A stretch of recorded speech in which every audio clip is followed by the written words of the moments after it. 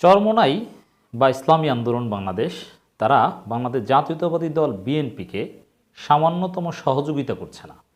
দর্শক, আপনারা জানেন বিএনপির একটা কর্মসূচি ছিল আজকে 16 ফেব্রুয়ারি শুক্রবার ভারত এবং মিয়ানমার সীমান্তে যারা নিহত হয়েছে, শহীদ হয়েছে, তাদের জন্য দোয়া কর্মসূচি ছিল বাংলাদেশের সমস্ত মসজিদগুলোতে জুমার নামাজের পর।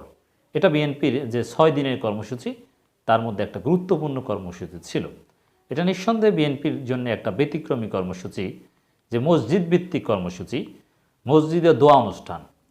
এখন দেখেন, রাজনীতিতে যত সফট কর্মসূচি রয়েছে তার মধ্যে একটা হচ্ছে মসজিদে দোয়া অনুষ্ঠান।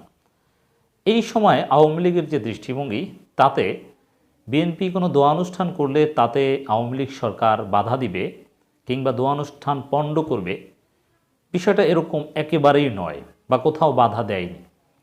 কিন্তু আমি যেটা দেখেছি, বিএনপির ঘোষণা অনুযায়ী বাংলাদেশের সমস্ত মসজিদে জুমার নামাজের পর দোয়া করার কথা ছিল, কিন্তু বাংলাদেশে প্রায় 3 লক্ষ মসজিদের মধ্যে 300 মসজিদেও সারা দেশে বিএনপি এই দোয়া অনুষ্ঠানের আয়োজন করতে পারেনি। অনেক জায়গায় মসজিদের ভিতর দোয়া অনুষ্ঠান করতে পারেনি, কোনো বিএনপির প্রভাব বলয়ের কোনো জায়গায় আলাদা ব্যানার টানিয়ে কোনো মাঠে বা কোথাও বিএনপির অফিসে বিভিন্ন জায়গায় দোয়া অনুষ্ঠান করতে হয়েছে। এটা কেন অন্য জায়গায় করতে হয়েছে? মসজিদে দোয়া অনুষ্ঠান করতে না পারার কারণে। কথা ছিল মসজিদে করার। এখন মসজিদে বিএনপির লোকজন যাবে, সেখানে দোয়া করবে, দোয়া সেটা যার জন্যই হোক না কেন, এবং সেটা শহীদদের জন্য, নিহতদের জন্য, এতে তো কারো কোনো আপত্তি বা কোনো বাধা এগুলো থাকার একেবারেই কথা নয়। কিন্তু দেখেন, বিএনপিকে এতটাই মার্জিনালাইজড করেছে যে মসজিদে তারা দোয়া অনুষ্ঠান করতে পারছে না। অথচ একটা গণতান্ত্রিক সমাজে কি হওয়ার কথা ছিল, যে কোনো মসজিদে, বাংলাদেশের সমস্ত মসজিদে ইনক্লুডিং বাইতুল মোকাররমে বিএনপি নেতারা যাবে, জুমার নামাজের শেষে দোয়া আছে বলবে, হুজুর দোয়া করে দিবে।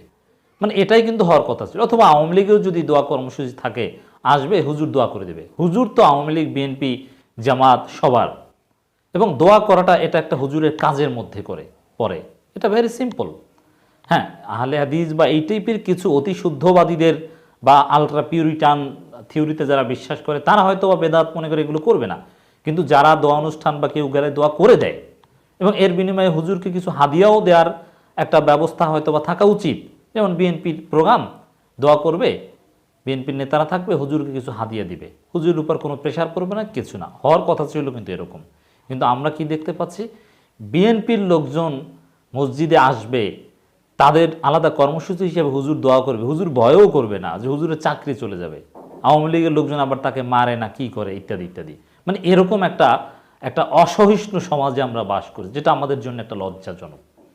দর্শক, এই পরিস্থিতিতে যেহেতু বিএনপির জন্য চেষ্টা করতে হবে মসজিদে যাওয়ার, মসজিদ ভিত্তিক কর্মসূচিগুলো পালন করার, সফল করার, সেক্ষেত্রে স্বাভাবিক একেবারেই যেখানে যেসব মসজিদ জামাত শিবিরের নিয়ন্ত্রণে, মসজিদের কমিটি বা মসজিদের এলাকার বেশিরভাগ লোকজন কিংবা ইমাম, মুয়াজ্জিন এরা জামাত শিবিরের, সেই সব জায়গায় বিএনপিকে সহযোগিতা করেছে। আমি খোঁজ নিয়ে কথা বলছি, সেসব জায়গায় বিএনপিও আত্মবিশ্বাসের সাথে তাদের এই প্রোগ্রাম করতে পেরেছে।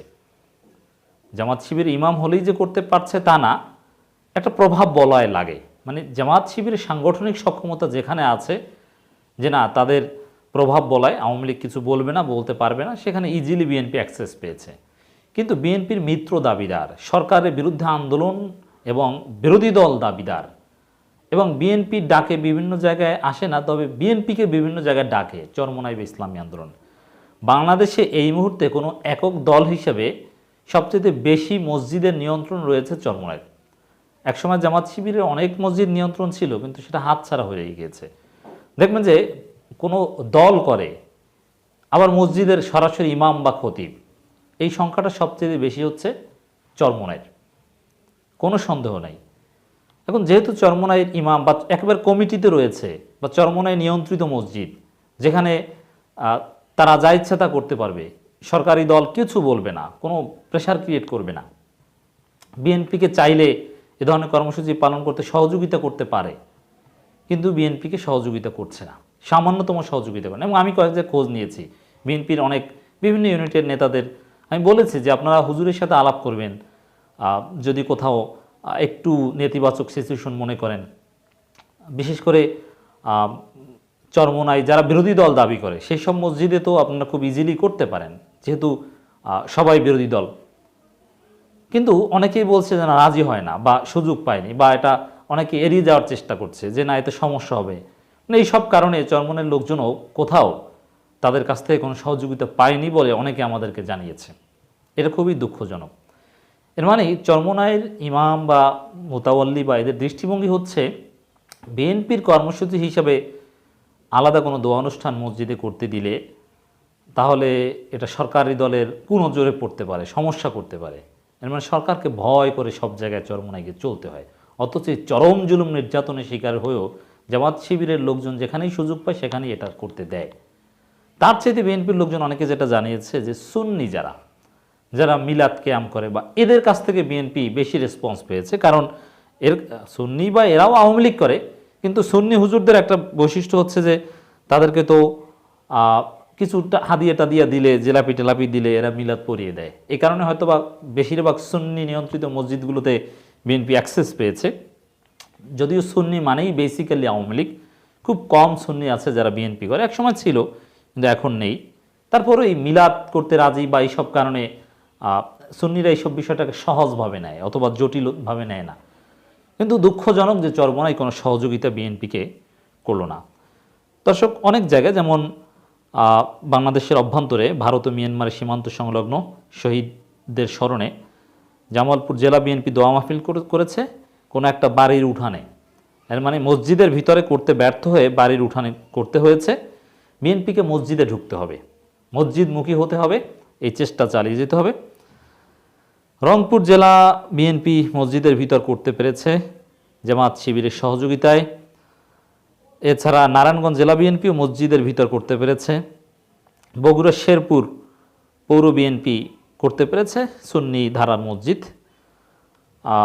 পিরোজপুর জেলা বিএনপি, পিরোজপুর তো খুব ভয়ানক অবস্থা, তার মধ্যেও আমি দেখলাম যে বিএনপি নেতার মসজিদে গিয়ে ইমামকে পাশে দাঁড় করিয়ে তিনি বক্তব্য দিচ্ছেন, তিনি মুসল্লিদের উদ্দেশ্যে বক্তব্য দিচ্ছেন। ইটস ভেরি গুড, এরকমই হওয়া উচিত। চমৎকার দৃশ্য পিরোজপুর জেলা বিএনপি পেরেছে। এরকম সব জায়গায় পারতে হবে। বিএনপি নেতাদের মসজিদে অ্যাক্সেস পেতে হবে এবং চরমোনাইয়ের উচিত অ্যাটলিস্ট এই মসজিদ ভিত্তিক নিয়মতান্ত্রিক কোনো কর্মসূচি করতে চাইলে, যেহেতু তাদের নিয়ন্ত্রিত মসজিদ বেশি, সহযোগিতা করা। এবং না করলে বিএনপিকে চিনে রাখা উচিত আসলে চরমোনাইয়ের দৃষ্টিভঙ্গি আসলে কি। বিএনপি তো মনে করে যে তারা বিরোধী দল, তাদের কাছে যায় ডাকলে, কিন্তু আসলে তারা বিরোধী দল না তলে তলে সরকারি দল, মানে এটা আসলে ভালোভাবে চেনা উচিত।